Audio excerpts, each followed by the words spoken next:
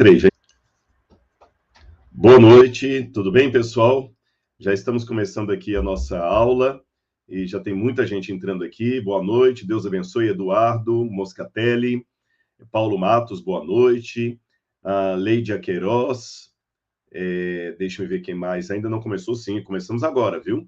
Alessandra Santos, boa noite. Alessandra Santos, de São Francisco do Sul, Santa Catarina. Quem mais estão aqui? Ariana Pox, boa noite, a paz do Senhor. Paz do Senhor, Ariane. Tiago da Silva, já começou a aula para vocês? Agora começou, Tiago, vamos lá. Júlio César Dias Gomes, glória a Deus. Gente, muito obrigado pelo carinho, já estão todos aí. E mandem para mim uma mensagem se tá chegando bem para todo mundo aí, tá bom? Márcia Varjão, Maria Célia Campos Nogueira. Então, deixa eu ver, que eu acho que os comentários mais recentes ficam aqui embaixo. Vamos ver aqui. Quem mais está aqui com a gente? Nós já tinha muita gente esperando, que bom. Jennifer Campos, boa noite, paz do Senhor, a paz de Deus e nosso Senhor Jesus Cristo. Nívia Moraes, boa noite. Só comentem para mim aqui, por favor, se a transmissão está ok, se está boa para todo mundo aí o som, se está tudo ok. Tá bom? Para mim está ótimo, está ótima a imagem. Boa noite, meu caro Rodrigo, que a paz de nosso Deus esteja com você. Quando podemos assistir 2 aulas por semana, Jadiel? Ô, Jadiel, eu estou querendo realmente rumar para isso, 2 aulas por semana. O problema agora está sendo a minha agenda. Por quê? Devido a essas questões da pandemia, muitas viagens para o Oriente Médio acumularam uma após a outra agora, sabe? E eu não posso colocar 2 aulas e depois não ter aula gravada e vocês já têm assinatura e não tem aula para subir. Por isso que, pelo menos por enquanto, a gente está mantendo uma aula só. E uma outra coisa também que nós estamos pensando é porque houve uma observação de alguém técnico nesses cursos, que se você coloca 2 aulas, muita gente às vezes não consegue acompanhar as 2 e desanima de continuar a assinatura e fala assim, agora eu já não assisti semana passada, perdi 2, e disseram que o ideal seria colocar uma. Mas nós estamos estudando isso com carinho aí, tá bom? Num vídeo passado eu até falei da possibilidade de colocar 2. Mas eu fico feliz, viu, Jadiel? Porque tem muita gente pedindo isso, então significa que estão gostando do conteúdo, viu? A Chayana Viana está de Orlando. Eu não sei se é Rayana ou Chayana Viana, de Orlando, nos Estados Unidos. Muito bem. Andrius Fortunato, boa noite, boa noite. Então, meus irmãos, vamos começar a nossa aula. Como sempre começo nas aulas gravadas, eu acho que aqui também nós devemos fazer isso. É bom que nós tenhamos uma oração, convidando a presença de Deus antes de começar o nosso estudo aqui. Vamos, então, inclinar a nossa fronte e falar com Deus? Obrigado, querido Pai, por tudo que o Senhor nos dá. Obrigado por tua graça, por teu amor, por tua bondade. Obrigado pela presença do teu Santo Espírito em nossa vida. Perdoa os pecados e as faltas que nós tenhamos cometido contra ti. Que a tua graça maravilhosa esteja conosco hoje e sempre. Pedimos em nome do teu Filho. Amém, Senhor. Amém. Eu não sei quanto a vocês, mas aqui em Engenheiro Coelho está um calor tremendo, viu? Gostei desse aqui, ó. Áudio e imagens estão ótimos, só o perfume está um pouquinho fraco, então eu vou lá colocar um seiva de alfazema, tá bom? Pessoal, como a gente fez numa outra aula que nós demos ao vivo, eu vou fazer o seguinte, eu já estou aqui, olha, o pessoal da minha equipe já montou uma coletânea de todas as perguntas que vocês foram fazendo ao longo do curso. Então, tem pergunta aqui que a pessoa estava lendo, mandou para lá, e agora a gente vai respondendo aqui. Então, eu vou responder um pouco de perguntas aqui daquelas que já estavam prévias, e depois eu respondo mais algumas aqui do chat, tá bom? O único pedido que eu faço, até algumas perguntas que surgiram aqui, mas eu acho que vocês vão compreender, é que eu gostaria de ficar mais dentro da temática do que nós já abordamos até agora de aulas, tá certo? Que é o Gênesis, eu não sei se já entrou no Êxodo, porque as aulas estão gravadas, e porque senão eu posso fugir um pouco do assunto, ou acabar respondendo coisas que ainda estão lá no Apocalipse, no livro de Daniel. Vamos atentar mais ao conteúdo do que nós lemos até agora, tá certo? Então, vamos lá. Tô lendo pela ordem que aparece aqui, tá certo? Não foi eu que compilei a ordem aqui. A primeira pergunta que aparece para mim aqui é da Esmeralda. Boa noite. Eu quero saber o significado da palavra casta na passagem de Mateus 9:14, quando os discípulos oraram pelo menino endemonizado, né, e ele não saiu. Realmente é uma pergunta lá dos evangelhos, né, Esmeralda? Casta ali significa coletivo, tá certo? Na Índia antiga, você quer uma pergunta rápida, dá para responder sim. Na Índia antiga, você tinha um regime de castas, por exemplo. Havia pessoas, segundo o brahmanismo, que nasceram da cabeça de Brahma, outros nasceram dos peitos de Brahma, outros nasceram do ventre, outros nasceram dos pés de Brahma, que são os Dalit, que são os rejeitados. Então, quando você está numa casta, é um coletivo de indivíduos. Esse é o sentido de casta. Vamos ver aqui a outra pergunta do Wagner de Queiroz da Silva. Ele falou assim: meu nome é Wagner, sou do Rio de Janeiro, e gostaria muito que esse questionamento fosse passado ao Rodrigo Silva, pois há muito tempo tenho essa dúvida e gostaria que, quando possível, ele abordasse esse tema em sua live ou no seu canal. Sou cristão e queria saber a opinião do pastor se, de fato, o dia em que nascemos influencia em nosso modo de ser e agir, como prediz os signos do zodíaco. Por exemplo, pela data que eu nasci, eu seria do signo de Touro, e coincidentemente, a grande maioria dos adjetivos relacionados a esse signo, voltados para a formação da personalidade, até do caráter, diz muito do que eu sou. Não acredito em horóscopo ou previsões para o futuro relacionados a signos ou coisas afins, mas a questão da formação da personalidade, de acordo com a data de nascimento, de fato me intriga. Ok, Wagner, isso aqui dá para responder porque o Gênesis fala da criação das estrelas, dos astros e tudo mais, né? Na verdade, Wagner, o que existe desses adjetivos que coincidem com as pessoas daquele signo são apenas coincidências, tá certo? Eu vou explicar para você. Geralmente, a mente humana ela produz, ela busca, ela procura padrões de comportamento. E você começa a ver os padrões que você quer ver. Por exemplo, quando você compra um carro, eu gosto de dar sempre esse exemplo, você compra um carro aí, sei lá, uma EcoSport. Você já notou que o dia que você compra EcoSport, parece que o planeta todo resolveu comprar EcoSport, você começa a ver EcoSport para todo lado, para todo lado, para todo lado. Então, não é que todo mundo resolveu comprar EcoSport. As EcoSports sempre estiveram ali. Mas uma vez que você comprou uma, o seu cérebro começou a apontar aquilo ali. Então, com esses adjetivos que os astrólogos dão, são adjetivos genéricos, coisas do tipo: você é uma pessoa extrovertida, você é uma pessoa trabalhadora, você é uma pessoa que não aceita a injustiça. Ora, adjetivos como este valem para qualquer um, tá certo? E mesmo que um adjetivo ou outro não pegar, no bojo acaba a pessoa concordando. Se eu falo assim, ó, você é uma pessoa muito franca, eu acho que 90% dos que estão me assistindo vão falar: Rodrigo, você acertou, eu sou muito franco, né? Se eu falar assim: olha, você é uma pessoa que tem medo do amanhã, você tem medo de arriscar e não dar certo. Se eu falar isso aqui para você, 90% das pessoas vão acertar. A prova maior uma das provas maiores que os signos zodíacos não têm influência nenhuma sobre a personalidade é que você vê às vezes dois gêmeos, não do signo de Gêmeos, dois gêmeos, pessoas que nasceram gêmeas, e um é altamente extrovertido, o outro é altamente acanhado. Um é totalmente trabalhador, o outro é bem vagal. Um é extremamente estudioso, o outro é meio limítrofe.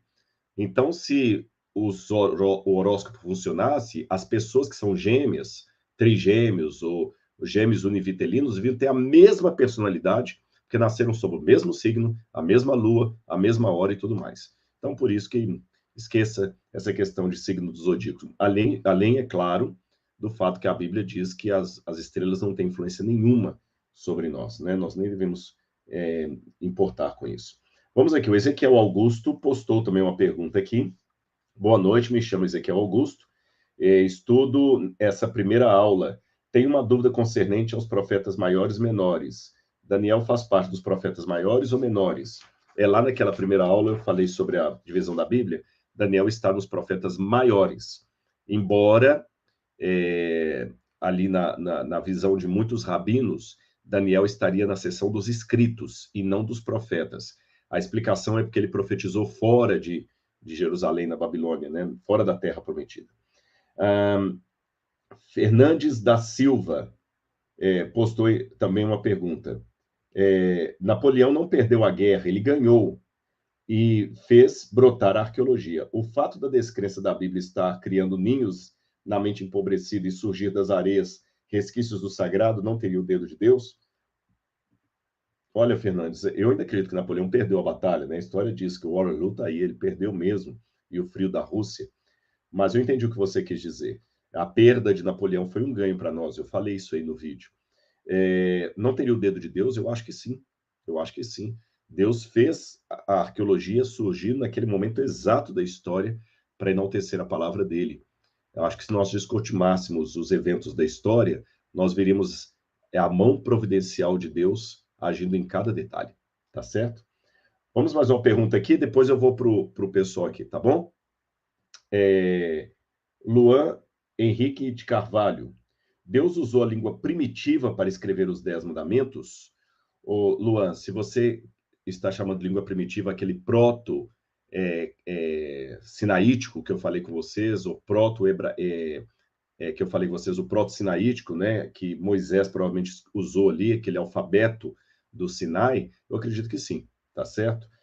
A questão de ser uma língua primitiva, bom, até a nossa língua, se a gente for olhar, ela é primitiva para entender as coisas de Deus, né? Mesmo a língua de hoje, a gente não tem uma visão tão exata da realidade.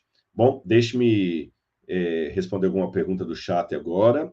Tem uma pergunta aqui, Felipe Abreu. Boa noite, Rodrigo. Ouvi dizer que Gênesis 4, verso 7, é o texto mais mal traduzido da Bíblia. Poderia esclarecer? Vamos ver aqui, Gênesis 4, verso 7. Qualquer coisa eu pego o texto hebraico ali também, se a gente precisar. Tá bom? Vamos ver aqui na versão em português primeiro. Gênesis 4, versículo 7. Esse texto aqui é complicado mesmo. Eu sei qual que é esse texto. Se fizer o que é certo, não é verdade que você será aceito, mas se não fizer o que é certo, eis que o pecado está à porta, à sua espera. O desejo dele será contra você, mas é necessário que você o domine. Eu vou pegar aqui, Felipe, uma Bíblia em hebraico, só um minutinho, tá? Deixa eu pegar aqui.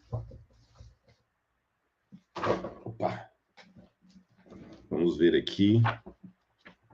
Eu vou tentar traduzir ao pé da letra o hebraico aqui, mas eu já afirmo para você. Eu não sei se eu poderia dizer que é o texto mais mal traduzido, mas é um texto complicado mesmo, esse do pecado jaz à porta, tá? Gênesis capítulo 4, versículo 7. Só um segundo aqui. Olha, tá assim, ó. Acaso não é assim, né? Onde Deus diz aqui, né? Halô, né? Não, acaso não é assim que faz bem você ser levantado, né? Ser levantado, erguido, e se vaem, e se não faz o bem, se não faz o bem, à porta o pecado está, e para você o seu desejo, uma pergunta, né? E você dominará em ele. Assim que está literalmente, eu traduzi palavra por palavra aqui. É complicado, que isso é uma expressão idiomática do texto hebraico, nós não temos parâmetro, viu, Felipe? Porque algumas expressões da Bíblia só aparecem uma vez. Se bem que, a rigor, essa expressão aqui, ó, que aparece aqui, para o pecado te dominará. Deixa eu pegar de novo aqui para falar direitinho para você, para não falar bobagem. 4, verso 7 de novo. 4, verso 7. Aqui, ó, fala que o pecado está à porta e te dominará. Ó, Teshukatov, em hebraico, é a mesma palavra que aparece para quando Eva, Deus fala com a Eva assim, e a mulher ele disse, aumentarei muito os seus sofrimentos e a sua gravidez, e você dará à luz a filhos. O seu desejo será para o teu marido e ele a dominará. É o mesmo verbo em hebraico que aparece aqui, sabe? O pecado vai dominar você e ali o marido iria dominar a mulher. Ou seja, a gente teria sempre uma luta com o pecado. Não significa que você tem que agora ser submisso a ele. Como o marido também dominando a mulher de acordo com isso aqui, era uma situação que Deus previu que ia acontecer depois da queda. E essa questão do pecado está à sua porta, até essa expressão, o desejo dele será contra você, aqui no original hebraico não tem contra você. Né? No hebraico, como eu falei com vocês, o desejo o desejo dele será para você. E eles traduziram aqui na Feira de Almeida contra você. Enfim, é um texto realmente, Felipe, muito complicado, em que as pessoas, os hebraístas, não têm uma posição fechada sobre o sentido dele. Tá certo? Não temos uma posição fechada.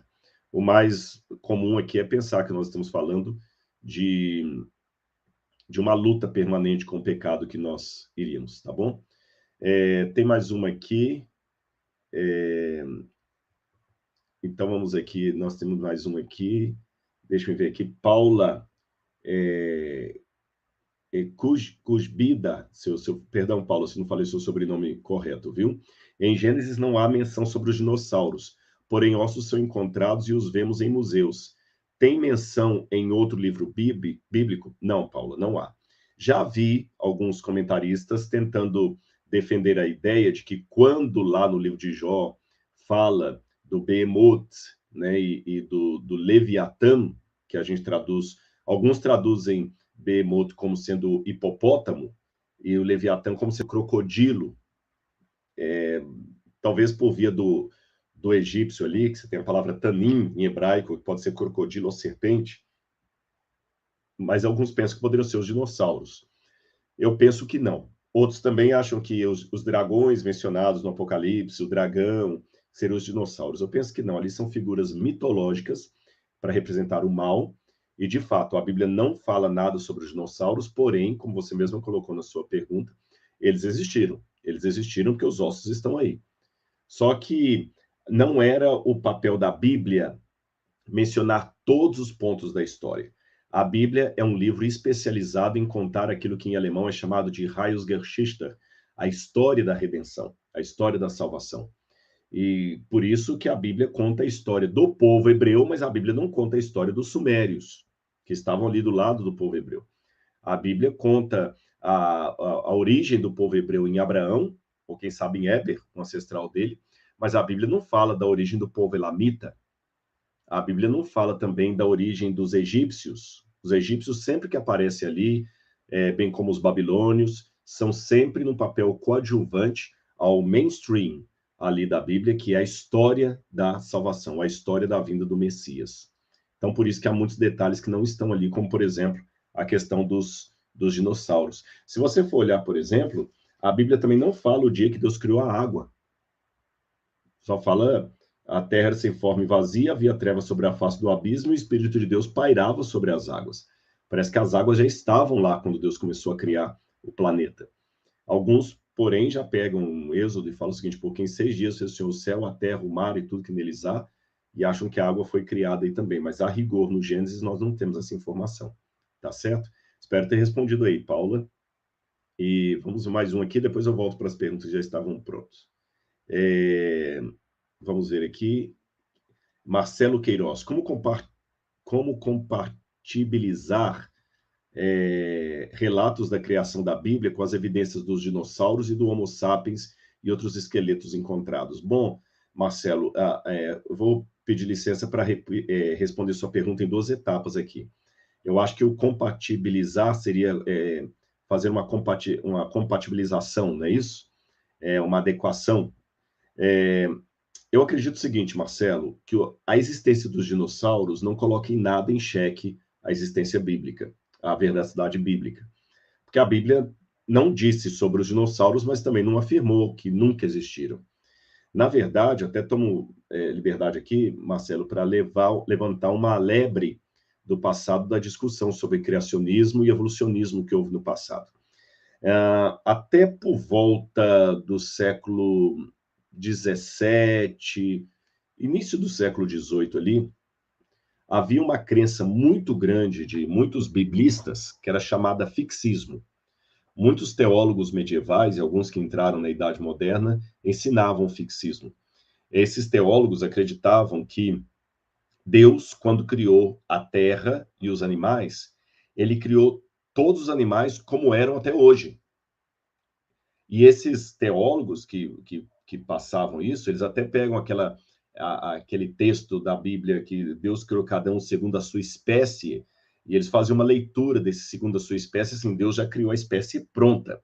Então, na visão desses biblistas, que para mim é uma visão equivocada, não só para mim, mas muitos teólogos de hoje já não pensam mais assim, eles acreditavam que, letra A, Deus criou os animais no passado como eles são hoje. Então, não houve nenhum tipo de modificação no animal. Letra B, o que Deus criou não pode ser destruído, senão o diabo vence. Sendo assim, não pode ter havido nenhuma extinção em massa. Então, o fixismo acreditava que Deus criou os animais como estão hoje, desde o Jardim do Éden. Desde o Jardim do Éden. Então, os tipos de cachorro que nós temos hoje, o gato, o leão, tudo do mesmo jeitinho. Esses animais jamais mudaram e nenhum animal foi extinto em massa, porque se houvesse uma extinção em massa, exceto do dilúvio, e mesmo assim alguns pensavam que o dilúvio era localizado, Deus perderia a batalha contra o mal, seria um ganho do mal. Então, a partir disso, na época de James Hutton, começaram a descobrir fósseis de seres monstruosos que não estavam em nenhum lugar na fauna mundial. Georges Cuvier também, que foi na época de Georges Cuvier, James Hutton. James Hutton falava que o presente é a chave do passado. E o Georges Cuvier foi o pai da geologia moderna. Então, esses autores que eram até religiosos, eles começaram a falar o seguinte: peraí, tem alguma coisa errada. Houve uma extinção em massa no passado. O Georges Cuvier até acreditou que Deus recriou várias vezes os animais, porque tinha talvez uma batalha espiritual que morria todo mundo, Deus criava uma coisa nova assim que ele lia os extratos. Então, muitos clérigos condenaram esses homens aí, disseram até, um autor da época, que aqueles ossos que eles encontravam nas pedreiras, ossos petrificados, que eram invenção do diabo para confundir as mentes, que o diabo não podia criar a vida, então ele fazia ossos de pedra e os colocava na rocha, porque era a criação dele, uma criação sem vida. Aqueles ossos eram apenas esculturas de Satanás. Eu não vou tão longe assim. Eu não acredito na macroevolução. Qual que é a macroevolução? A macroevolução é aquela que deduz que um réptil virou um pássaro, tá certo? Ou seja, que os pássaros de hoje foram répteis no passado. Eu sou incrédulo em relação à macroevolução. E a prova maior é que até hoje não encontrou nenhum fóssil de transição. Tentaram várias aí, falaram do Archaeopteryx, que seria um animal híbrido, meio animal, meio réptil, meio pássaro. Mas depois viram que o Archaeopteryx era apenas um pássaro e nada mais do que isso, tá certo? Não era um réptil com asas, como muitos pensavam. Depois teve um chinês também que apresentou um fóssil de transição, mas viram que ele tinha fraudado. Até hoje não se apresentou nenhum fóssil de transição.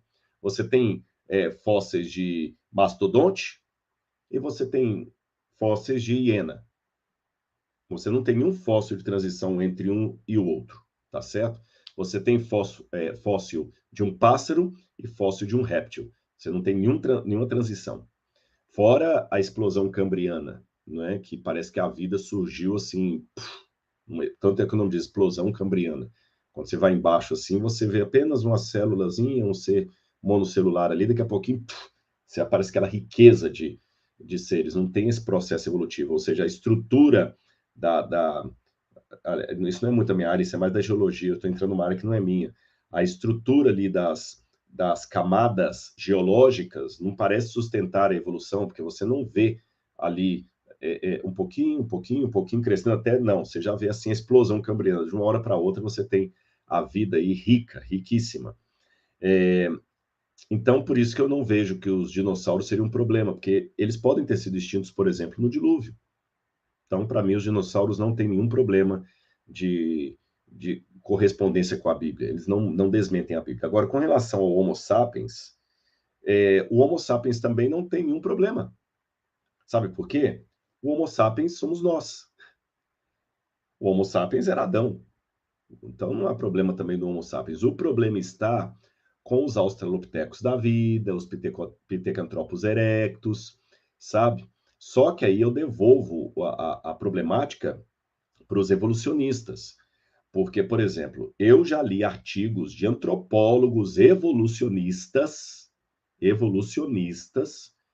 que definem que a Lucy, a mais famosa Australopithecus que eles encontraram e levaram lá para o Museu de História Natural de Nova York, que a Lucy não é humana, que ela é símio, é apenas um tipo de símio da família dos macacos, não é humana.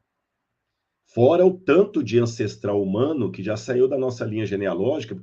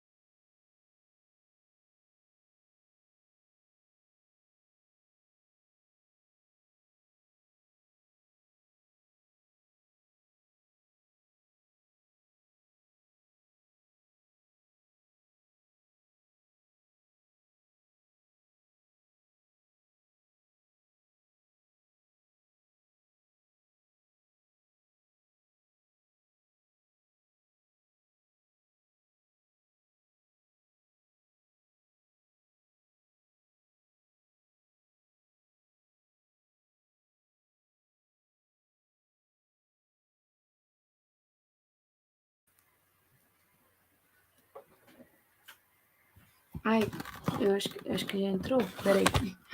Olá, pessoal. Estava aqui, meu computador deu um pane, a minha esposa correu e me emprestou o dela aqui.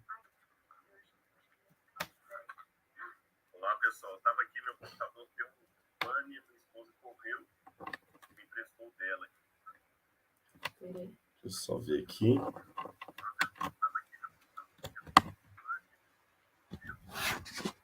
Acho que deu. Deixa eu melhorar a câmera aqui. Eita.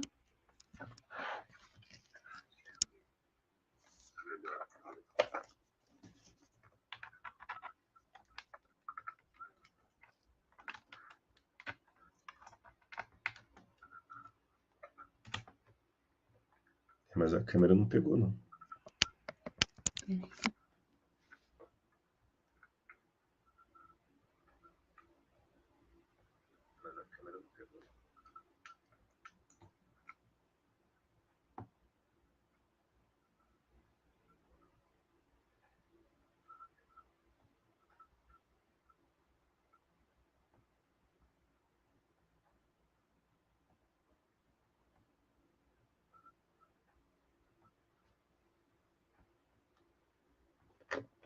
Qual que é o campo dele?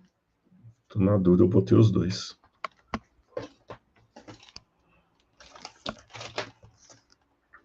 Esse aqui. Esse? Uhum.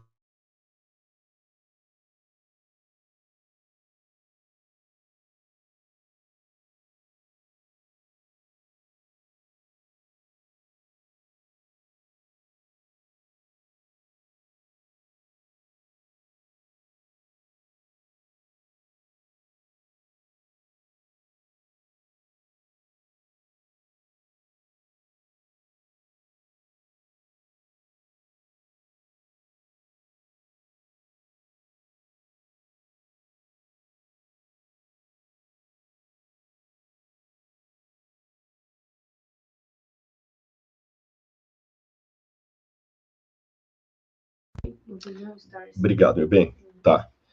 Acho que vai fazer um story aqui, meu querido. Eu estava respondendo ao Marcelo Queiroz. Desculpa, viu, Marcelo? Eu não sei se ficou clara a resposta aí, mas eu estava justamente... eu tô dando um eco aqui. Eu acho que tá aqui também. Tá bom. Ok. Então, eu estava justamente respondendo ao Marcelo Queiroz aí sobre a questão dos hominídeos e tudo mais. E eu estava falando que muitos ancestrais humanos aí já saíram da linha genealógica. Por exemplo, o Hesperopithecus já saiu da nossa linha genealógica. No passado estava, hoje não está mais. O homem de Nebraska, como ele é chamado. O homem de Neandertal já entrou na linha de ancestralidade humana e já saiu algumas vezes. Então, a coisa não é tão bem desenhadinha assim como muitos colocam, não. Viu? Tem vários problemas. Quer ver um exemplo que eu vou dar? Isso aqui daria uma aula toda completa, Marcelo. Um dos grandes elementos que eles usam... ainda está com eco ainda? Larissa diz que está com eco. Só me respondendo se ainda está com eco, pessoal, que a gente já desligou aqui, não é para estar mais, não. Um dos grandes... Felipe Abreu, salve pela Laura. É verdade, viu? Salve pela Laura aqui. Ainda está com eco? Só respondam para mim, por favor, se ainda está com eco, tá? Não. Ok, obrigado, Anderson. Então, um dos elementos que eles usam para classificar os hominídeos entre mais evoluídos e menos evoluídos é justamente o tamanho do occipital deles, ou seja, da caixa craniana. Aqui assim? Ok. O tamanho da caixa craniana, né? Eles querem dizer que quanto maior for a caixa craniana do hominídeo, mais inteligente ele é. Quanto menor for a caixa craniana, menos inteligente ele é. Isso, do ponto de vista biológico, é uma contradição, porque é uma estupidez. Essa frenologia que falava no passado, que a capacidade de inteligência tem a ver com o cérebro, e não é por aí, você está entendendo? Por exemplo, um rato é muito, muito mais inteligente do que uma girafa. E olha o tamanho do cérebro do rato comparado ao cérebro de uma girafa, tá certo? Então, tem coisas que não procedem. Mas é só para dar uma pincelada, viu, Marcelo? Vamos aqui... vou responder algumas perguntas agora por escrito, tá bom? Vamos voltar aqui, então. Deixa eu ver onde é que eu parei aqui. Eu respondi a do Luan, que ele falou dos 10 mandamentos. Agora, Isaías Ferreira também fez uma pergunta. Que gratidão receber esses ensinamentos. Eu que agradeço, Isaías, o privilégio, viu? Mas eu fico pensando no restante dos continentes. O que acontecia na América, por exemplo, enquanto ocorriam esses fatos históricos no Oriente Médio? Realmente, o Isaías, como eu falei, o povo foi espalhado pela terra depois do dilúvio, né? Segundo Gênesis, mas a Bíblia, ela setorizou o relato dela em narrar a história do povo que ia trazer o Messias. Porém, nós não podemos, com base nisso, achar que Deus não tem plano algum para outros povos. Jesus mesmo falou: eu tenho ovelhas que não são desse aprisco. Eu tenho ovelhas que não são desse aprisco. Num texto de Naum também, Deus fala assim: vocês pensam que eu não amo os filisteus como amo vocês? Tá certo? Eu amo os filisteus como amo vocês. Assim como eu também tirei vocês do Egito, eu também tirei os filisteus da terra de Creta. Tá certo? Só tira. Hã? É esse aqui? É. Como é que eu tiro isso aqui? Aí eu acho que eu tenho que... Você tem que ir lá. Seleciona outra depois, aí você tira. Vou selecionar uma aqui qualquer, então. Vou selecionar aqui, ó. Esse aqui só para... Pronto. E agora eu vou aqui, ocultar. Pronto. Então, Deus fala que ele tinha um plano para os filisteus também. Deus ama todos os povos. Em Isaías, Deus diz que na luz de Jerusalém caminharão os povos. Jesus também falou que tem outras ovelhas que não são desse aprisco. Tá certo? Eu não vou tão longe quanto o livro de Mórmon, que acredita que Jesus veio às Américas, mas eu também não vou tão distante a ponto de dizer que esse povo ficou em trevas absolutas. Deus de fato estava com eles. Uma pergunta aqui, deixa eu ver aqui, tem uma pergunta aqui por escrito. Elisângela Palomba. Professor Rodrigo, Moisés de fato escreveu o Pentateuco? Eu creio que sim, mas tem um padre dando um curso de Bíblia, ele afirmou que Moisés jamais escreveu os livros. Como é possível isso? Elisângela, tem uma aula que eu dou lá atrás, na introdução, que eu falo sobre o método crítico histórico. E o padre que está dando esse curso, geralmente deve ter sido treinado nesse método crítico histórico, como muitos teólogos católicos, sabe? Eu tenho alguns livros ali que eu podia mostrar para vocês, de autores católicos que falam que não existiu Adão e Eva, que tudo aquilo é um mito. Eu lembro quando eu estava estudando o mestrado com os padres jesuítas, que uma vez na sala de aula eu criei, sem querer, uma situação muito desconcertante para o professor, porque eles estavam falando muito do mito do Mar Vermelho, o mito do Êxodo, o mito de Abraão. Aí eu virei para o professor e falei assim, professor, por que o mito? E eu lembro que havia um polonês sentado mais à frente, que quando eu perguntei por que o mito e questionei por que aquilo não podia ser história, esse polonês cochichou assim, como é que esse camarada está no mestrado ainda acreditando nisso? Aí o professor, mas é um mito, porque é mito.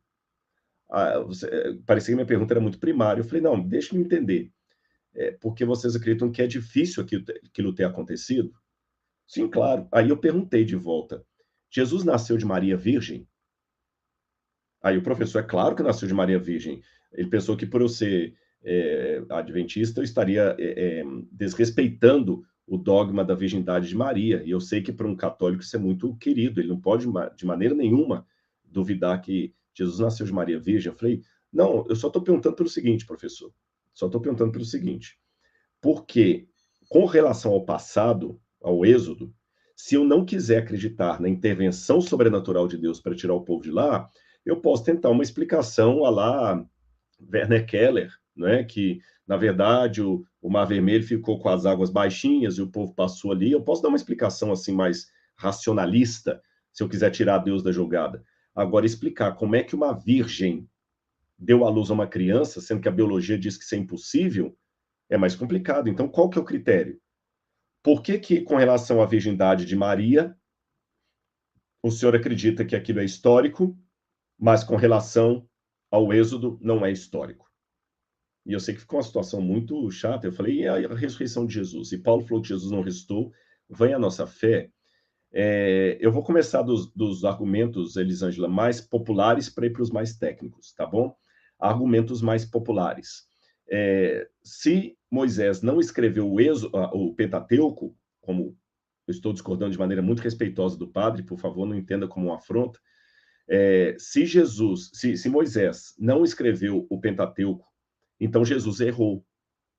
Porque Jesus, todas as vezes que vai fazer referência a algo do Pentateuco, Jesus falou o seguinte: na lei não vos escreveu Moisés, na lei não vos disse Moisés, não está escrito na lei de Moisés. Jesus sempre faz referência a esses livros como sendo de autoria de Moisés.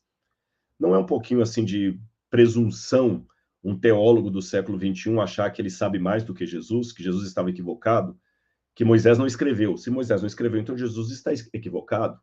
Outro problema, se não houve o pecado de Adão e Eva, se aquele é um mito, se nós somos frutos da evolução das espécies, então não houve o pecado original.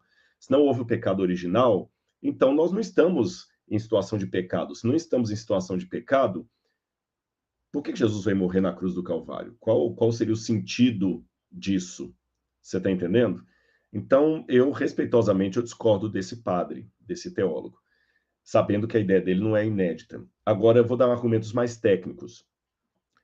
Uma coisa interessante para se analisar, até quando eu postar a aula do Êxodo, eu vou voltar a esse argumento, os que defendem o método crítico histórico vão dizer que o Pentateuco começou a ser escrito no século X a.C., tá certo? No século X a.C., e que uma boa parte dele foi escrito durante e após o cativeiro da Babilônia. Só que aqui eu tenho um problema também, Elisângela. Sabe qual é? Quando você faz um estudo, isso é um estudo muito técnico, foi feito, inclusive, na Alemanha, um estudo sobre as palavras emprestadas ao vocabulário do Gênesis. O que são palavras emprestadas? E eu vou dar a bibliografia desses estudos quando eu postar a aula sobre o Êxodo. Tanto o Êxodo, Gênesis, Levítico, Números, palavras emprestadas são assim, por exemplo, nós aqui em português temos muitas palavras emprestadas de outros idiomas, que não são da língua portuguesa. A gente fala abajur, abajur vem do francês. Abajur vem do francês. Azeitona vem do árabe. Azeitona vem do árabe. Chá vem do árabe. Download vem do inglês. E-mail vem do inglês. Então, essas palavras que estão na língua portuguesa são palavras emprestadas de outros idiomas, correto? Algumas nós pegamos tal qual está no outro idioma, outras nós aportuguesamos. A gente não fala e-mail, como falam os americanos, a gente fala e-mail. Tudo bem, mas é a mesma coisa, né? Então, chama minha atenção que as palavras emprestadas do Gênesis, você tem 60% das palavras emprestadas do Gênesis vem da língua egípcia faraônica, da época do Império Novo, que é justamente a época da 18ª dinastia, que eu acredito que foi quando viveu Moisés. 60% das palavras emprestadas no Pentateuco vem da época do Império Novo, depois da 18ª dinastia. Sabe quantas palavras emprestadas nós temos aqui vindo do aramaico? 0. Então, se grande parte disso fosse escrito na época do cativeiro da Babilônia, nós deveríamos ter um monte de palavras aqui em aramaico, caldeu, e não é o caso. Então, por isso que eu não acredito nessa ideia que Moisés não pode ter escrito. A todo o indício que eu tenho aqui, literário, substrato, aponta para duas realidades. Letra A, que a hipótese das fontes, que vocês já viram aqui na primeira aula, não procede do ponto de vista da literatura comparada do Oriente Médio. E segundo, quem escreveu isso aqui era alguém tremendamente ambientado à cultura egípcia. Então, o personagem que escreveu isso aqui, seja ele quem for, era alguém que tinha uma cultura egípcia muito forte na mente dele, muito forte. E não casa muito bem com alguém que teria escrito na época da monarquia ou na época do cativeiro da Babilônia. Tá certo? Só para cumprir aquilo que a Laura falou, como os comentários estão subindo aqui, deixe-me ver. Eu não sei agora, para apagar esse aqui, eu tenho que ir de novo lá É que ele não apaga bem. Deixa eu ver se eu apertar aqui o que vai acontecer. Não, não vai sair, não. Vamos continuar aqui mesmo. Tudo bem, gente. Porque se eu colocar outra aqui, vai ser uma... Vai sair uma pergunta aqui. Bom, vou responder rápido aqui só para poder colocar. Deixa eu ver se vai aparecer esse. Ocultar o comentário atual. Pronto, ocultei. Pronto aqui. Tô aprendendo a mexer com isso aqui, viu, gente? Com o StreamYard aqui. Vocês tenham paciência aqui comigo. Vamos lá. Deixa-me ver o que mais. Já falei de Napoleão, já respondi a pergunta do Luan, do Isaías. Ronaldo Vieira também fez uma pergunta. Os judeus adotaram a escrita hebraica após o 6º século depois de Cristo? Eu creio que não, Ronaldo. Como eu falei na primeira aula lá, eu acredito que eles primeiro adotaram a proto-sinaítica, tá certo? Que depois virou a hebraica, que é o paleo-hebraico. Pena que agora eu não tenho aqui uma imagem para mostrar para vocês, que é uma escrita um tanto diferente daquela que nós imaginamos, né? Eles escreveriam mais ou menos assim, ó. Por exemplo, o Aleph seria... Nossa, tá estourando aqui, não adianta. Aqui, ó, o Aleph seria assim, ó. Tá bom? O Aleph seria assim. O Beit, eles fariam o Beit assim, ó. Tô tentando fazer aqui para ficar espelhado. Depois, eles pegaram... Depois que eles fizeram isso aqui, esse Aleph teve alguns ajustes, aí que eles começaram, depois do 6º século, a adotar o alfabeto aramaico. E quando eles adotaram o alfabeto aramaico, o Aleph virou assim e o Beit virou assim, que é o quadrático. Tá bom? Opa, deixa eu ver aqui, ó. Tá bom? Virou assim, ó, o Aleph e o Beit. E hoje, quando eles querem fazer a língua mais cursiva, eles já fazem assim, desse último jeito aqui. Tá bom? Bom, respondendo ao próximo aqui, depois do Ronaldo, tem o Bernardo Kramer. Gente, só tem gente com sobrenome chique aqui, ó. Kramer Chairman. Ó, não tem nada de Pereira da Silva aqui, ó. Lucimara Furlanis Senna, só sobrenome legal aqui. Vamos lá, então, primeiro ao Bernardo Kramer, Chairman. Estilo, gênero e estilo literário. Tem algumas dúvidas. Não sei se esse é o canal correto para expô-las. Esse canal, sim, Bernardo, tá certinho. No deserto, Moisés escreveu todo o Pentateuco. Ele utilizava o que como tinta? Sobre qual material ele escrevia? Madeira, peles de animais, papiros. O tipo de tinta, o mais longínquo que a gente consegue ir é nas tintas egípcias, de alguns papiros egípcios que já foram analisados, e alguns ostracon, que são pedaços de cerâmica encontrados no deserto ali com inscrição. Essas tintas geralmente eram feitas da fuligem de lamparinas, misturada com outros tipos de elementos, inclusive o cobre, para fixar, tá certo? Era esse tipo de tinta que eles usavam. E era muito raro para conseguir um tantinho de tinta assim, era um trabalhão muito grande, por isso que você não tem quantidades e mais quantidades e mais quantidades de material escrito. Era muito caro. O que ele usou como material para escrever? Eu acredito que peles de animais, que é o pergaminho, estaria descartado, porque o pergaminho parece que veio bem depois. Reza a tradição que o pergaminho foi inventado pelo rei Eumenes, rei de Pérgamo, né, quando ele teve uma situação com o rei do Egito, ele queria alimentar a biblioteca de Pérgamo, que ele criou em homenagem ao seu irmão, e o rei do Egito não exportou mais pergaminho para lá, então, papiro para lá. Então, em virtude de não ter o papiro, que é feito da planta, né, daquela planta que nasce ali no Rio Nilo, ele pegou e inventou a folha, o papel, a partir do couro de animais. Porém, há alguns indícios de pergaminhos existindo e em uso, menos frequente, mas porém em uso, antes do rei Eumenes. Mas não temos um recuo tão avançado dos pergaminhos até o tempo de Moisés, que seria o 15º século a.C. Tudo indica que ele teria usado papiros, que infelizmente se perderam com o tempo. Havia alguns grupos que usavam tabuinhas de argila para escrita cuneiforme, mas como Moisés tinha vindo do Egito, eu acho que ele adotou o método egípcio de escrever em papiros, tá bom? Em papiros. Mais um aqui, Lucimara Furlanes, que eu falei com vocês. O paralelismo da poesia trouxe algumas confusões na interpretação do texto?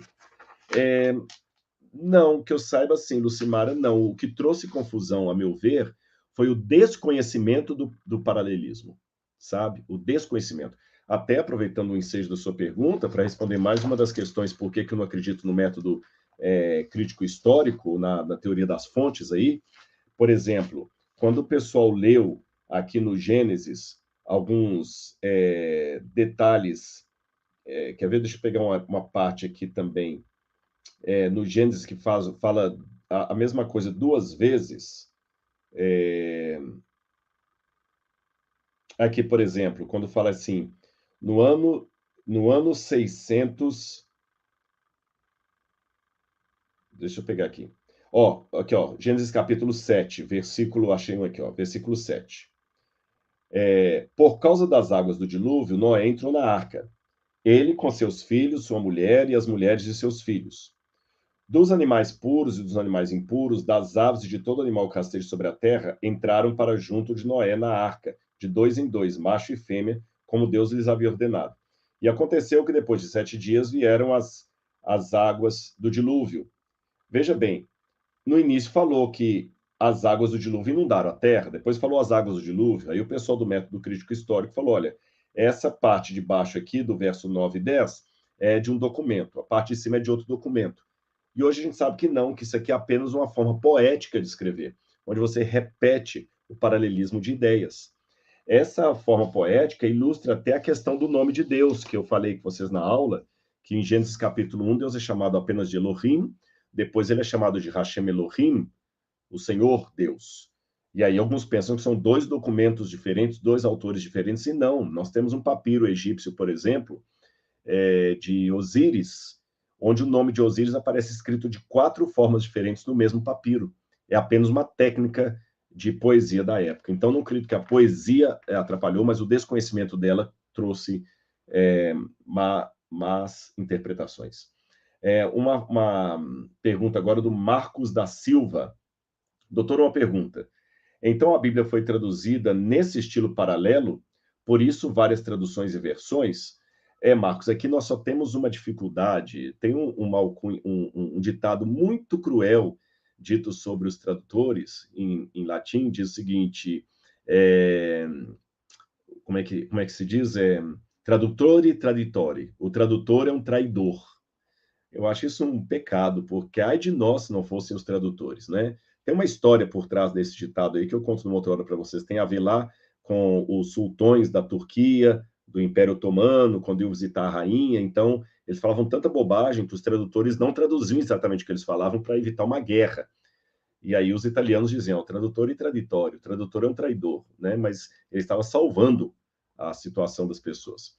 Bom, eu sei que traduzir não é fácil, sabe? Não é fácil. Até uma pergunta que já vai aparecer aqui à frente, já vou respondê-la de uma vez. Qual seria a melhor tradução que existe? É muito difícil você apontar essa aqui. Existem traduções dinâmicas e traduções mais literais, tá certo?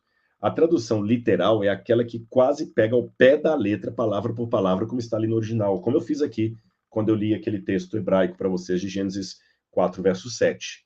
A tradução dinâmica, ela já dá uma interpretação para facilitar a leitura.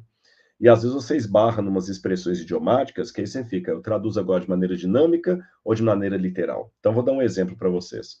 Vamos supor que alguém diga em inglês assim, It's rain, dogs and cats. Está chovendo cães e gatos. É assim que está no inglês. It's rain, dogs and cats. Aí eu vou traduzir para o português. Se eu falar está chovendo cães e gatos, o brasileiro não vai entender.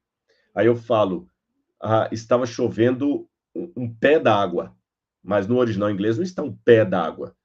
No original não está a palavra pé, não está a palavra água, está a palavra está chovendo cães e gatos. Aí alguém pode falar assim, pois essa tradução do Rodrigo está deturpando o original. Não, eu adaptei para hoje. Ou se eu falasse, está chovendo canivete, mas no original inglês não tem a palavra canivete. Está cães e gatos.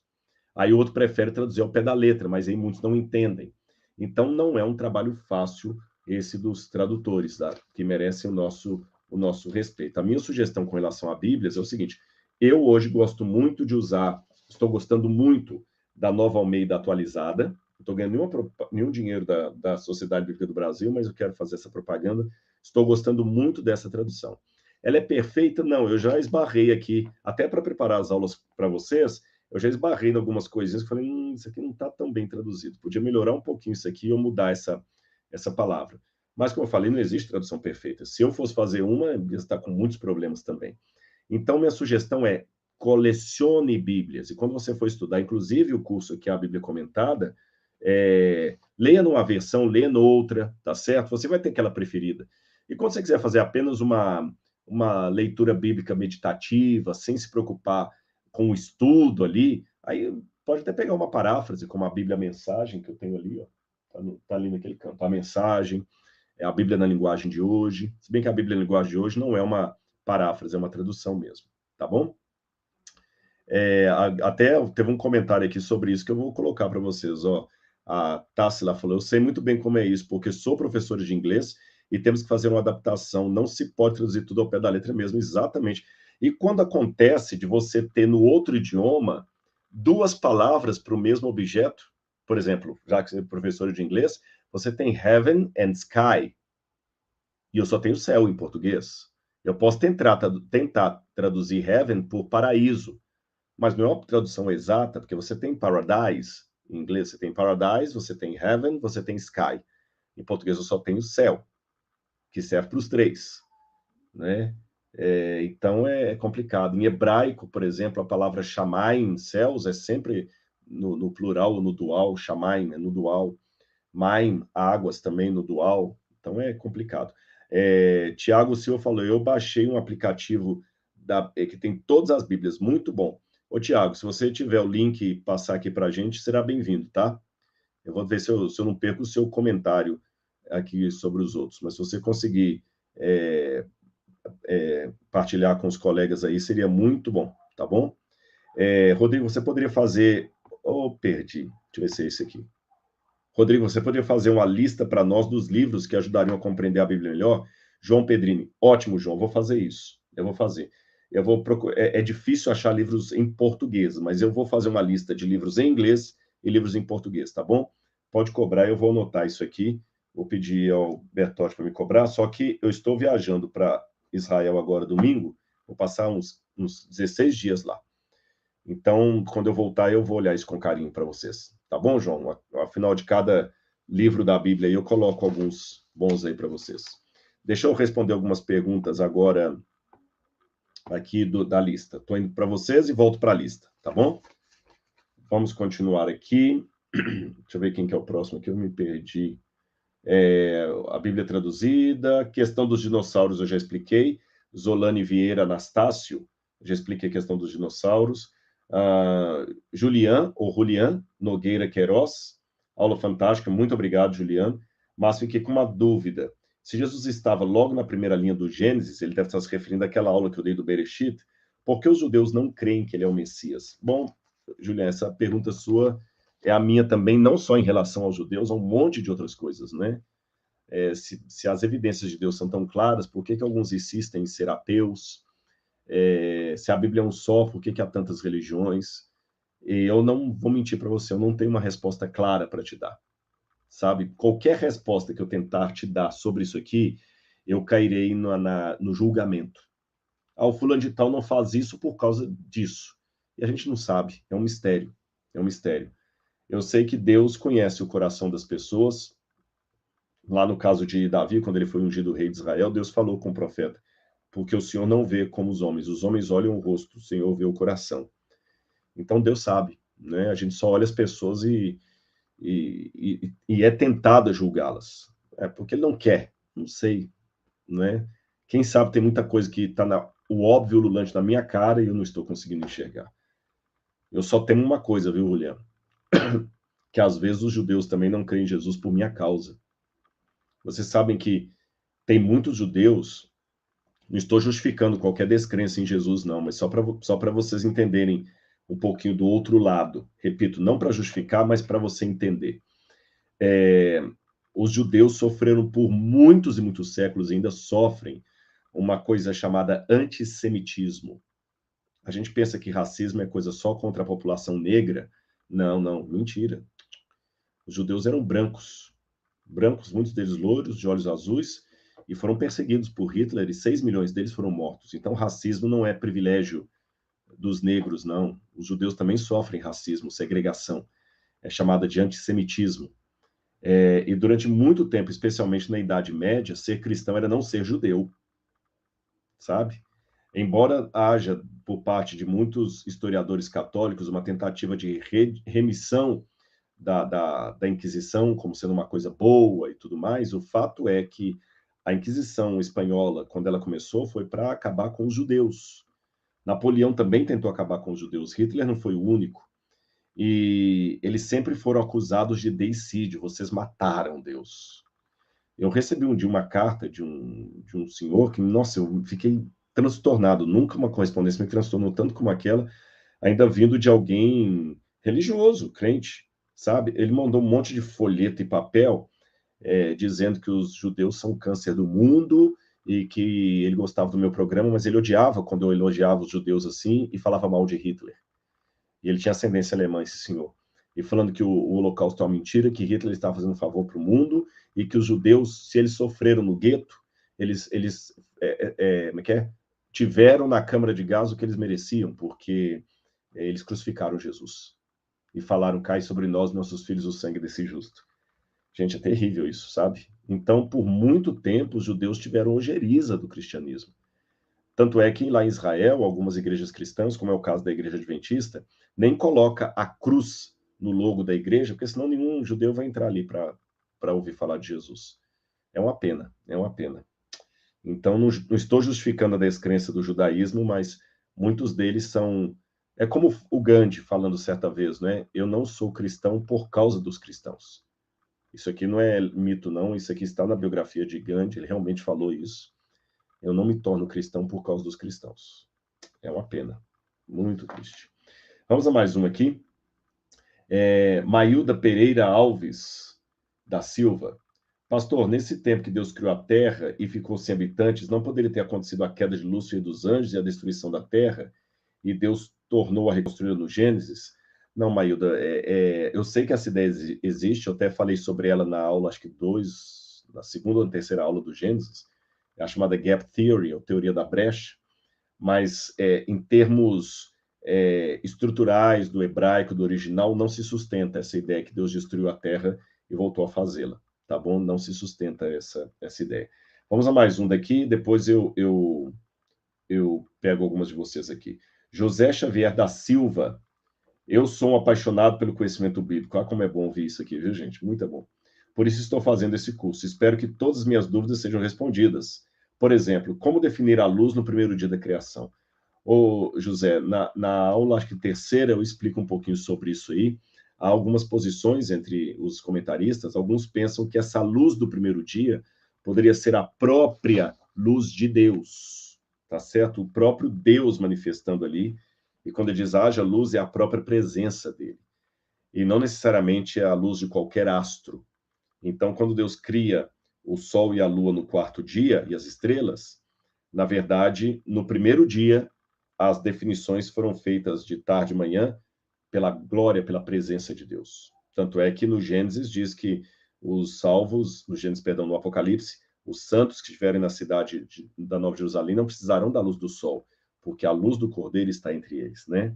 Outros comentaristas pensam que não, que o sol e a luz e as estrelas já existiam desde o começo, principalmente as estrelas, mas que no quarto dia apenas a sua luz, através da névoa, conseguiu atingir a Terra, tá certo? Então, existe essa posição também. Vamos ao próximo aqui. Deixe-me colocar. Elcio Rosa da Silva. Rodrigo, não querendo fugir do tema da aula, mas senti necessidade de fazer duas indagações. Vamos lá. Primeiro, por que teria Deus criado o homem e o colocado justamente no lugar terra, para onde havia mandado Lúcifer e os anjos caídos? Elcio, eu respondo isso o seguinte. Na minha compreensão, Lúcifer e os anjos caídos só vieram para cá depois da queda do homem. Mas calma, Rodrigo, não, mas se foi só depois da queda do homem, como é que a serpente traiu Eva antes? Eu acredito que antes, Lúcifer tinha um acesso à terra, porque o acesso dele não estava ainda restrito, tá certo? Não estava restrito. Se todos os seres teriam o direito de escolher se queriam ficar do lado de Deus ou da rebelião de Satanás, então Deus não podia privar Satanás de ter contato com eles, até para eles decidirem de maneira legítima. Só que era um acesso autorizado. Depois da queda do homem, aí o diabo se tornou o dono desse mundo, mas isso depois da queda do homem. Então, na verdade, não foi Deus que mandou Lúcifer para cá, tá certo? Foi o homem que, depois do pecado, entregou a chave do mundo para Lúcifer.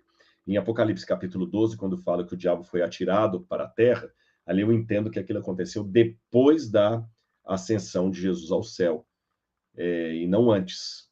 Não antes. Então, eu acredito que a queda de Lúcifer teve graus de degradação. Tá? Primeiro, ele perdeu o posto dele de querubim cobridor. Depois, ele perdeu... Ele vem para a Terra, ganha o planeta Terra. Depois, ele continua indo ao céu no livro de Jó, porque ele ia no lugar de Adão. E na cruz do Calvário, aí, definitivamente, ele não teve mais acesso ao céu. Aí, para mim, que compra Apocalipse capítulo 12. A segunda pergunta do Elcio: como explicar pinturas, artefatos ou ferramentas datados de 20, 30, 50 mil anos ou mais, sendo que, cronologicamente, pela Bíblia, o homem teria mais ou menos 6.500 anos de criação? Elcio, a questão da cronologia é um mistério, não só para a Bíblia, mas fora dela também. Só para você ter uma noção, já sabe a Luzia, aquela que foi encontrada aqui em Lagoa Santa, né? Eu já vi artigos que colocam que a Luzia tinha 30 mil anos e artigos que ela tinha 150 mil anos. 30 mil para 150 mil é uma diferença muito grande.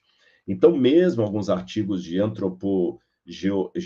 geologia dos hominídeos, eles acabam se contradizendo ali. Aí entra uma série de pressupostos, como, por exemplo, a própria James Hutton, o presente é a chave do passado, a seriação, que não são algo tão preciso. Por exemplo, a própria as layers, os estratos geológicos do Cenozoico, Fanerozoico, Cenozoico, Mesozoico, sabe? Às vezes você tem um fóssil de um estrato no outro. Como é que ele foi parar ali se naquela época daquela formação daquele estrato ele já não existia, já tinha sido extinto? Ou ainda nem tinha nascido? Entendeu? Então nós temos essas complicações. Em termos de arqueologia, que eu diferencio da paleontologia, ou seja, eu trabalho apenas da invenção da escrita para cá. Qualquer data, estou falando da arqueologia, qualquer data mais antiga que 1400 a.C., começa a aumentar o seu escopo especulativo. Porque nós fazemos a datação do passado com base na provável sequência da lista dos reis faraônicos, especialmente aquelas que foram guardadas por Heródoto, você tem o Papiro de Turim, você entendeu? Você tem várias listas, e muitas delas não batem. Tem muitas listas dos faraós que não batem, mas a gente tenta por ali. Então, da 18ª dinastia para cá, a gente consegue mais ou menos datar. Vai passando daí para trás, vai ficando mais complicado. E a coisa fica mais complexa quando você descobre que cada povo tinha um calendário diferente. Então, a gente tem que fazer uma série de cruzamentos.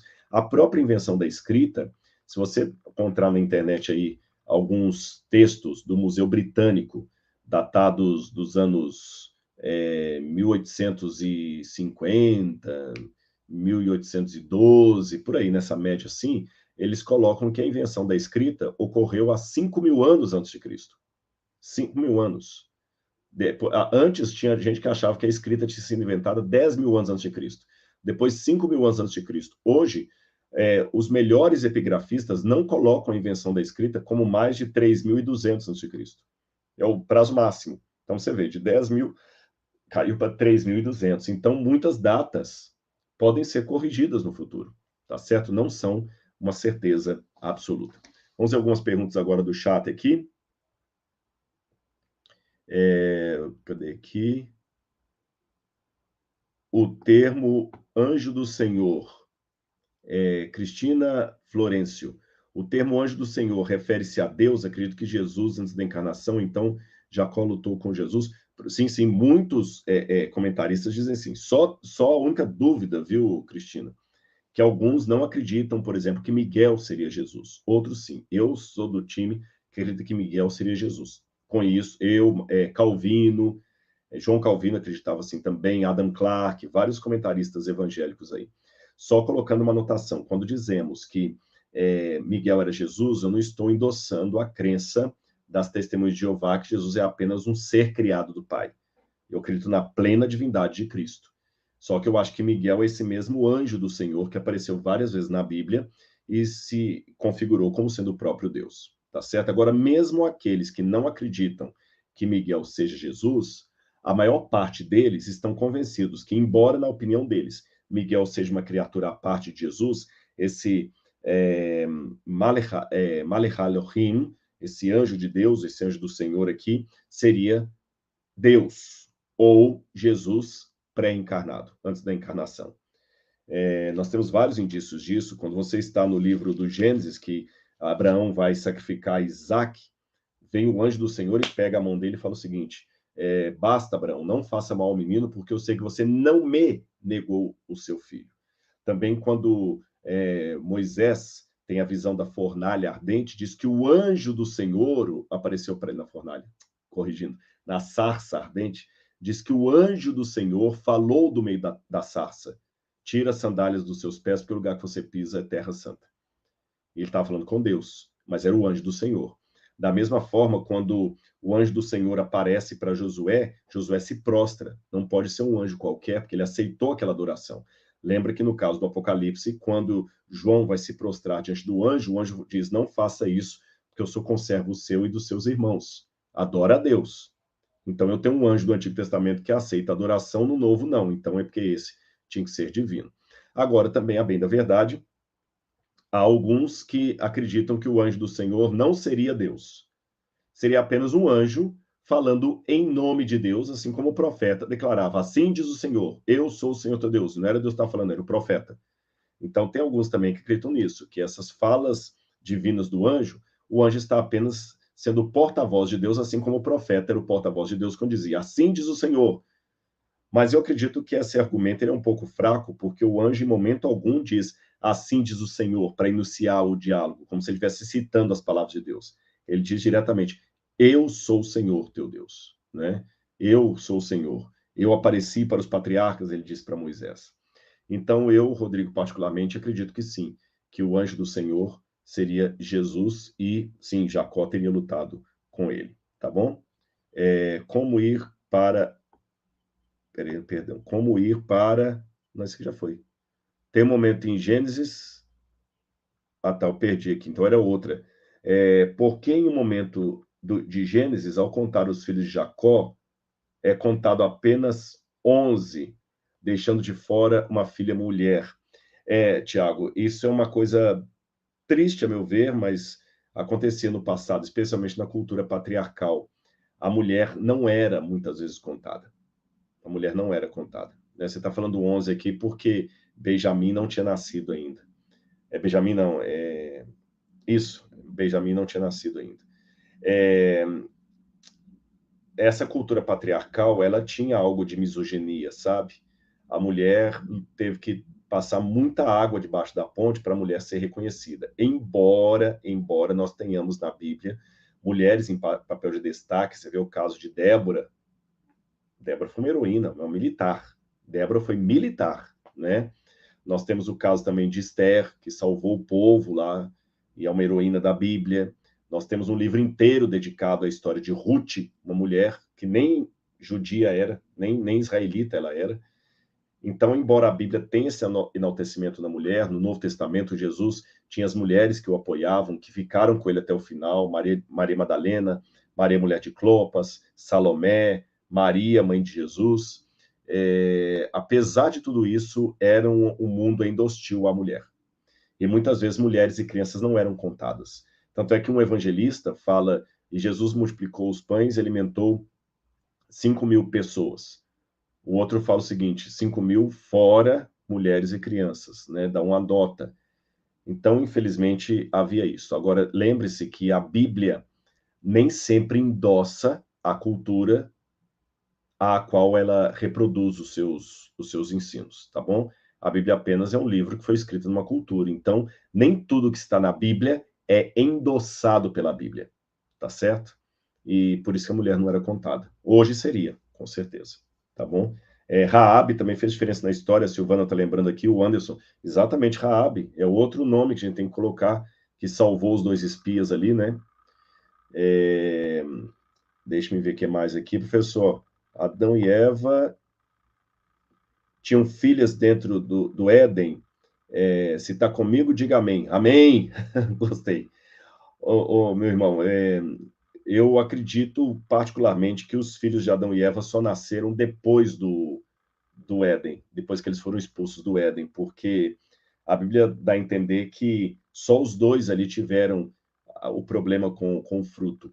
Se Adão e Eva tivessem comido do fruto e tivessem filhos no Éden que não tinham comido do fruto, certamente o texto bíblico falaria, olha, agora vocês vão estar separados dos filhos de vocês, que vocês estão em pecado. Não seria justo da parte de Deus expulsar do jardim os filhos de Adão e Eva que não comeram do fruto com o pai e a mãe.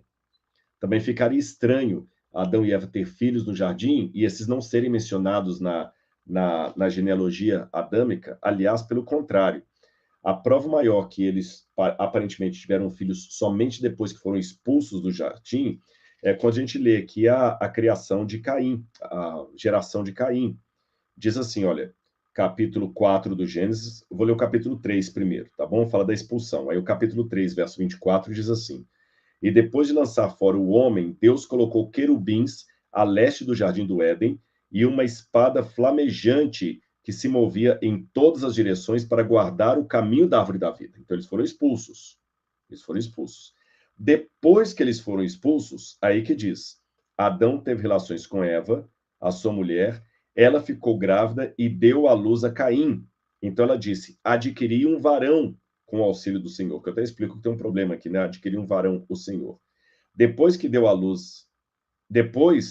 luz a Abel, irmão de Caim.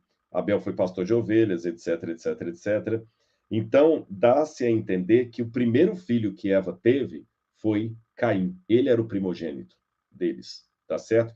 Tanto é que depois que Caim mata Abel, aí eles têm Sete, e Sete adquire a versão de primogênito, porque Caim não tinha mais direito a ela, tá certo? Então eles põem Sete para substituir Abel. Então, por isso, eu acredito que os primeiros filhos deles nasceram após o pecado e a expulsão. Vamos lá, mais uma pergunta aqui da relação. Ana Samara Pontes. No princípio, conheço os textos, mas você sabe me pautar em que momento aconteceu a queda? Aqui eu já expliquei, né? A questão da teoria da brecha. Nelson Feliciano. Caríssimo Rodrigo, eu gostaria, com todo respeito, dizer que tem dificuldade com a questão da Trindade. Ô, Nelson, eu vou ficar te devendo, não por fugir do assunto, é porque a Trindade mereceria uma aula inteira, tá certo? E aqui iria fugir do Gênesis. Mas a gente vai esbarrar na Trindade mais cedo ou mais tarde nos livros aí. Desculpa eu ficar devendo essa, tá? Vamos mais um aqui, Vanderlei Russo. O dicionário de expressões idiomáticas da Bíblia que você está preparando vai demorar para ser publicado? Vanderlei, vai. Sabe por quê? Por dois motivos. Primeiro, porque eu estou agora dedicando tempo a preparar as aulas da Bíblia comentada e eu estou escrevendo uma Bíblia anotada também.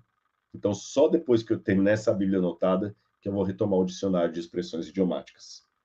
Eu tive que priorizar. E ainda estou com mais uma encomenda de livros também da editora Planeta e de outra da Casa Publicadora Brasileira. Bom, vamos continuar aqui. Boa noite, professor Rodrigo. Sou cristã, mas faço a mesma pergunta há muitos anos. Como achamos que o povo escolhido perdeu a primogenitura, passando-a para a igreja, uma vez que o nosso Deus trabalha com o remanescente? E como o apóstolo Paulo afirma ser judeu da tribo de Benjamim, os demais apóstolos e os restantes discípulos também eram desse povo especial, tal como os patriarcas, os profetas, nem todo o povo escolhido rejeitou o Senhor. Será que esse remanescente que fez chegar até nós, os gentios, a fé no Senhor Jesus, não cumpriu essa tarefa? Não será que agora, juntos, judeus e gentios, como o apóstolo Paulo afirma, dos dois fez um só povo, os escolhidos? Continuemos a tarefa? Essa aqui eu vou deixar essa pergunta também, Tereza. Ela vai entrar mais quando a gente falar do livro de Romanos, principalmente quando Paulo fala sobre o enxerto na figueira, nós somos enxertados, né? Mas a figueira, Israel e tudo, os ramos, aí nós vamos trabalhar melhor esse assunto, tá bem? Kessia Rodrigues, da Silva Bittencourt, perguntou, pastor, não teria possibilidade de Deus ter dito que não poderia tocar no fruto? Porque se Eva colocou as palavras na boca de Deus, quando ela falou que ele disse que não poderia tocar do fruto da árvore do conhecimento do bem e do mal, então ela mentiu e pecou antes da queda? Me ajude a entender isso. Boa pergunta. Eu amando as aulas. Obrigado, Kessia. A questão da Kessia é o seguinte, eu vou ver se eu entendi bem, vou colocar para vocês. Quando Deus deu a ordem para Adão e Eva não comerem do fruto proibido, a única coisa que Deus disse foi o seguinte, olha, Gênesis capítulo 2, versículo 9. Do solo fez o Senhor brotar todo tipo de árvore agradável à vista e boas para alimento, e também a árvore da vida no meio do jardim.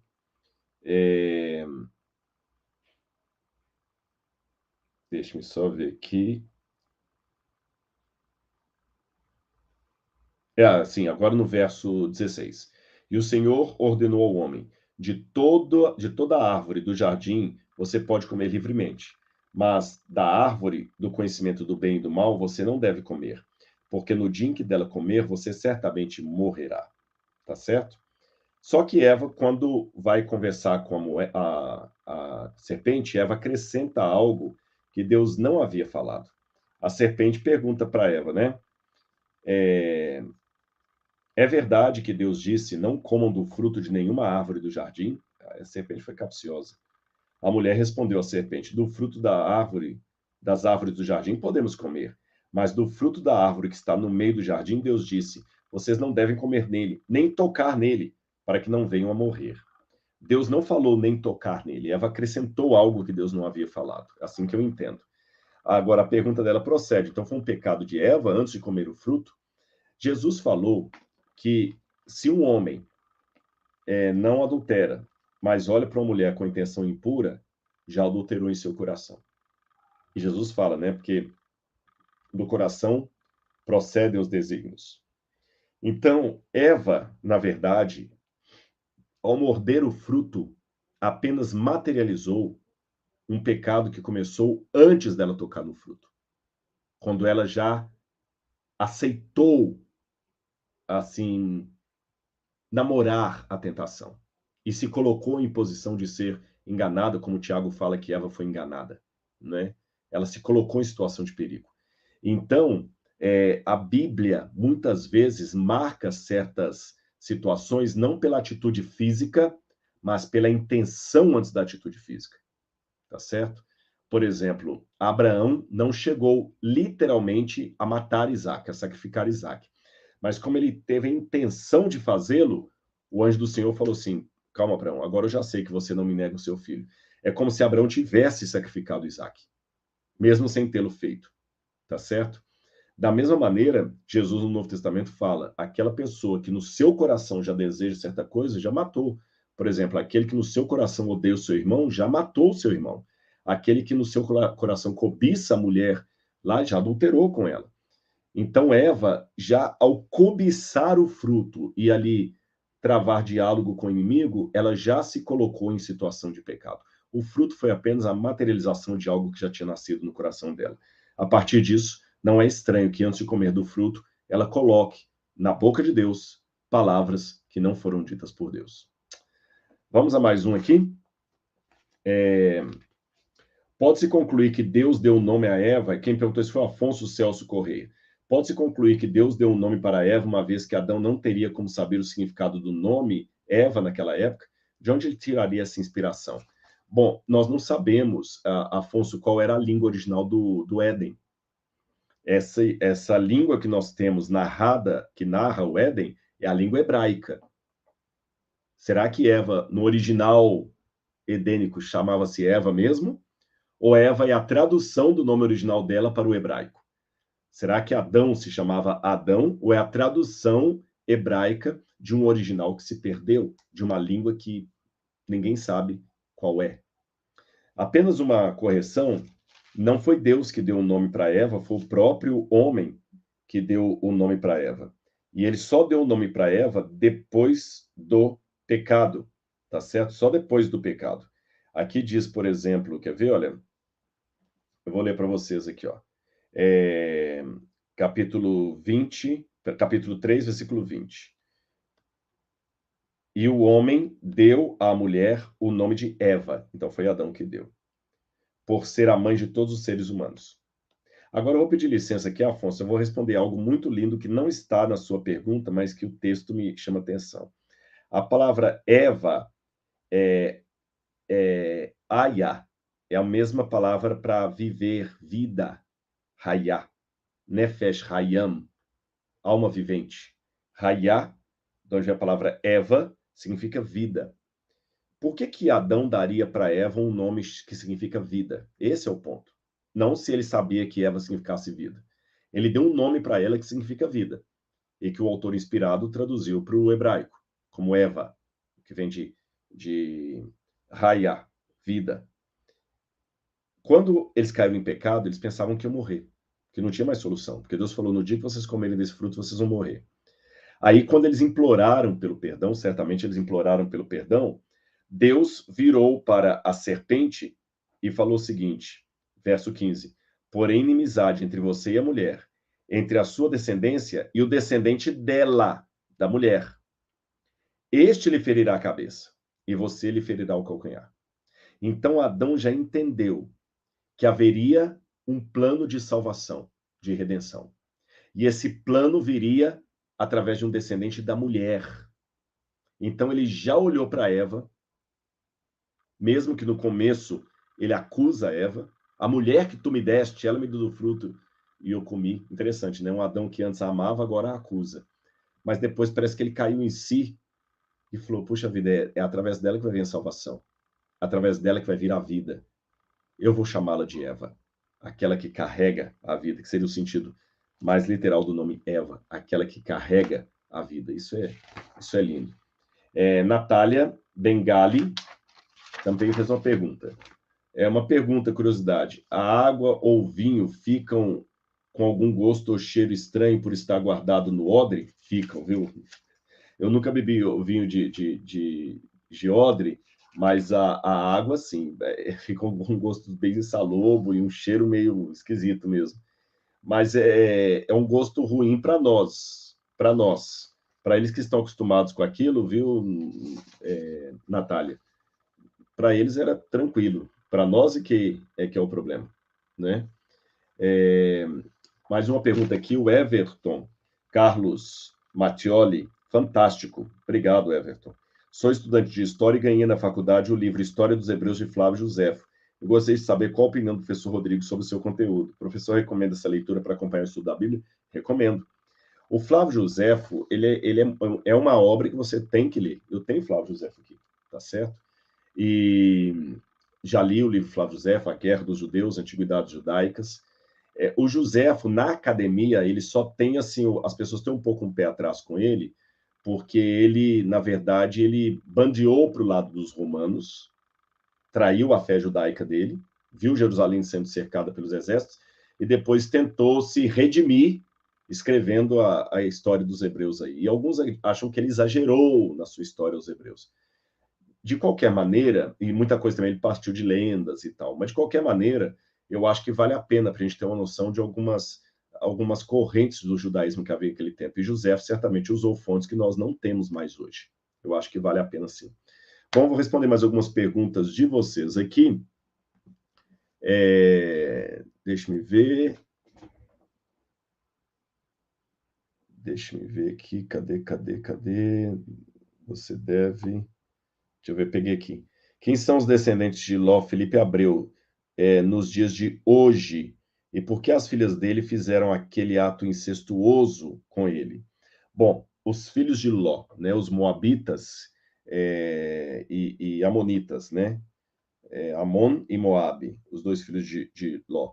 Hoje é difícil, são tribos que depois acabaram se misturando com os árabes e acabaram se perdendo na história. O local onde eles habitavam, hoje é em grande parte a Jordânia e um pedacinho a Síria, tá bem? Boa noite, professor. Boa noite, professor. Queria entender como pode a cobra falar. Gláucia Cristina Machado. Gláucia, eu entendo que não foi necessariamente a cobra que falou. Eu acredito que o inimigo de Deus fez parecer que a cobra falasse, sabe? Talvez ele pegou o animal ali e ficou por detrás do animal sussurrando alguma coisa. E essa minha ideia até, ela tem uma base midrástica na tradição judaica, que eles falam que o mesmo fenômeno aconteceu, são tradições judaicas, né? Oralidade. Quando Arão fez o bezerro de ouro, que o diabo também ficava atrás do bezerro fazendo sons, fazendo parecer que o bezerro estava vivo e que falava, como o Satanás fez no deserto, no jardim, tá bom?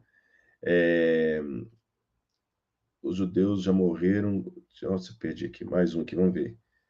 Às vezes me assusta algumas coisas da história, por exemplo, Jacó e Esaú. Por que Isaac não abençoou os dois filhos? Por que não poderia conceber uma história também para Esaú? Esaú implora pela bênção. Fernanda, na verdade, o que a Bíblia mostra é como é que a história deixada à mão dos seres humanos é um desastre. É um desastre atrás de desastre, sabe? Por isso que nós não podemos ser os senhores da história. Aqui você tem uma série de patologias se encontrando. Você tem Jacó, que não sentia, que era preferidinho da mamãe, Esaú, que era o preferido de Isaac, Esaú, que não deu a mínima para a primogenitura, ele implora a bênção do pai no final, depois dele ter vendido a primogenitura para o irmão. Então você vê que no início ele não ligou para a primogenitura. O irmão foi querer também a primogenitura através do engano. E, como consequência, foi parar longe. Foi parar lá na terra de Labão e foi enganado por Labão, igual ele enganou o pai. Depois voltou desesperado, miudinho, com medo do irmão. Ou seja, a Bíblia mostra, através desses problemas, essas histórias estranhas que você comenta, e eu concordo com você, a Bíblia enaltece a misericórdia de Deus. Como é que Deus consegue nos salvar a despeito de nós mesmos? Tá bem? Pessoal, já estamos com 1h30 aqui, eu só vou responder mais 2 perguntas aqui, e também está quase acabando a bateria do celular aqui. Eu vou responder 2 perguntas aqui, 2 perguntas daqui, e a gente vai encerrar, tá bem? Vamos ver aqui. Luciana Policarpo, por que Caim errou ao cobrir a nudez de Noé? Eu acho que tem um equívoco aqui na pergunta, né, Luciana? Caim não cobriu a nudez de Noé. Ela deve estar se referindo a Cam, e deve ter sido Caim, né? Na verdade, Cam também não cobriu a nudez de Noé. Cam foi quem falou para os irmãos, descobriu a nudez de Noé, né? Alguns pensam que ele tentou forçar sexualmente o pai alguma coisa. Outros comentaristas pensam que não, na verdade, ele debochou do pai, ele desonrou o pai. E os outros irmãos acolheram o pai. Então, naquela época, uma desonra a um patriarca era uma coisa muito grave. Hoje a nossa geração perdeu essa noção, né, da importância do pai, da mãe, do avô. Então, por isso que é difícil a gente aceitar. Luiz Márcio Queiroz, gostaria de saber qual Bíblia em português se aproxima mais do original. Eu falei, né, Luiz, cada um tem seu mérito. Eu estou gostando muito do Nova Almeida atualizada, tem a tradução literal, tem a tradução dinâmica, como eu falei com você, né? Então, por isso que a gente pode pegar a vara. Impressão minha, a terra de Canaã, deixa eu só ver aqui. Impressão minha ou na terra de Canaã tinha pessoas que serviam a Deus ali de Melquisedeque. Yuri Alexandre Barros, está corretíssimo, Yuri. Havia pessoas em Canaã, sim. E quando vocês pegarem a aula sobre o Êxodo, eu vou mostrar para vocês, por exemplo, de onde veio a tradição de Jetro, o sogro de Moisés, que morava em Midian e era sacerdote do Deus Altíssimo, além de Melquisedeque, como você já mencionou aqui, tá bom? Vamos ver o último aqui, última pergunta. Pode dar o versículo bíblico, por favor? Ah, tá, você pediu para alunas. Aí, desculpa, Regiane, eu não sei qual versículo, né? Vamos ver aqui, mais uma aqui. Boa noite, professor. O que o senhor acha da hipótese documental sobre o Pentateuco? Sou aluno de teologia no NASP, vi o senhor ontem na biblioteca, mas não consegui fazer essa pergunta. Ô, Maicon, no início aqui da aula eu falei um pouco sobre isso, tá certo? Eu falei um pouco sobre isso. Mas se você pegar as primeiras aulas lá do Gênesis, eu já dou uma explicação. Aqui na aula de hoje, lá no início, eu falei da hipótese documental de Wellhausen e a Formgeschichte, a história das formas, do alemão lá, aquela coisa toda, e mostrei algumas evidências aqui porque a hipótese documental não procede, tá bem? Bem, pessoal, então hoje nós vamos ficando por aqui. Eu sei que tem outras perguntas aí, a gente vai guardar. Na próxima eu vou ver se eu pego mais algumas aqui, a gente vai ampliando, e sempre, periodicamente, nós vamos ter esse encontro com vocês aqui. E eu quero agradecer muito, do fundo do meu coração, o apoio que vocês estão dando. Gente, vocês não fazem ideia. Eu vou contar aqui de primeira mão, quinta-feira da semana passada, amanhã vai fazer 8 dias, o NASP já assinou com a construtora para começar as obras do museu. Só falta agora os complementares, que eles ainda vão fazer um orçamento e pediram 20 dias para os complementares. Então, eu já estou alvissareiro aqui. O dinheiro já está na conta do NASP, a gente está colocando lá, teve algumas doações, o dinheiro do curso também. Esse ano, eu espero que alguns aí, né, nós temos o Maicon, que já estuda aqui, vai poder ver pessoalmente, e vocês outros vão poder um dia vir aqui conhecer o museu que vocês estão ajudando a erguer. Além, é claro, de estarem adquirindo mais cultura bíblica. Então, faça um favor para mim, sempre divulguem para outros amigos, tá bom? Para as pessoas, e a gente vai junto aí nessa jornada pela Bíblia Sagrada. Meus queridos, muito obrigado pelo carinho, uma boa noite para vocês, e que a graça e a paz de Jesus estejam com todos. Um grande abraço. Tchau, tchau.